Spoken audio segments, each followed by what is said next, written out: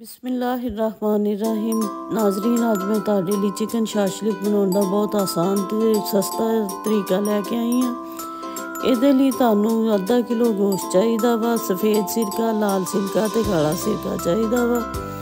ये 2-2 चमचे लै लो। बाकी अदरक दे 2 चम्मच लै लो।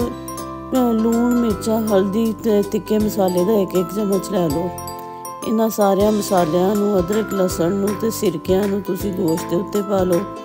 उस तो बाद तुसीं 2-3 चमचे जिहड़े ने ना दही दे पा के ते इस गोश्त नूं अच्छी तरह रला लो।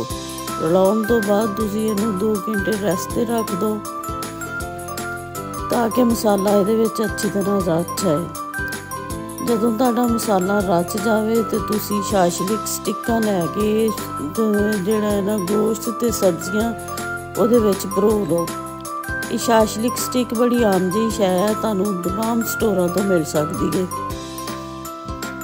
ਵੱਡਿਆਂ ਸਟੋਰਾਂ ਤੋਂ, ਡਿਪਾਰਟਮੈਂਟਲ ਸਟੋਰਾਂ ਤੋਂ शाशलिक स्टिक ਮਿਲ ਜਾਂਦੀ ਹੈ। ਇਹ ਲਿਆ ਕੇ ਤੁਸੀਂ ਘਰ ਰੱਖ ਲਓ ਤਾਂ ਕਿ ਜਦੋਂ ਤੁਹਾਨੂੰ शाशलिक ਬਣਾਉਣਾ ਪਵੇ ਤੁਸੀਂ ਬੜੀ ਆਸਾਨੀ ਨਾਲ ਇਹ ਬਣਾ ਸਕੋ। ਇਸੇ ਤਰ੍ਹਾਂ ਤੁਸੀਂ ਸਬਜ਼ੀਆਂ ਤੇ ਗੋਸ਼ਤ ਨੂੰ ਵਿੱਚ ਭਰੋ ਕੇ ਸਾਰੀਆਂ ਸਟਿੱਕਾਂ ਤਿਆਰ ਕਰ ਲਓ। सारिया स्टिक्कां तैयार करने तो बाद तुसी तवा रख के चूल्हे दे उत्ते ਉਹਦੇ ਉੱਤੇ 3-4 चमचे ਜਿਹੜੇ ਨਾ तेल ਦੇ पा लो।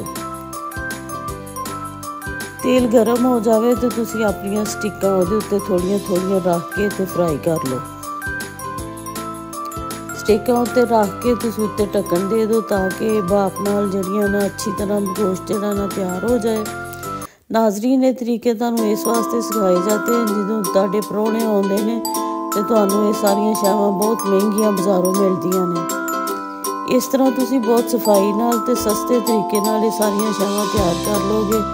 ਆਪੀ ਵੀ ਖਾਓਗੇ, ਆਪਣੇ ਬੱਚਿਆਂ ਨੂੰ ਵੀ ਖਵਾਓਗੇ ਤੇ ਆਪਣੇ ਪ੍ਰਾਹੁਣੇ ਵੀ ਰਾਜ਼ੀ ਕਰੋਗੇ।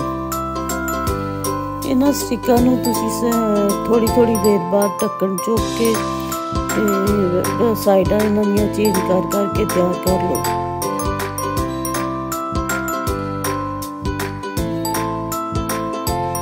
स्टिक्कां नूं तैयार करके तुसी एक डिश विच कढ लो।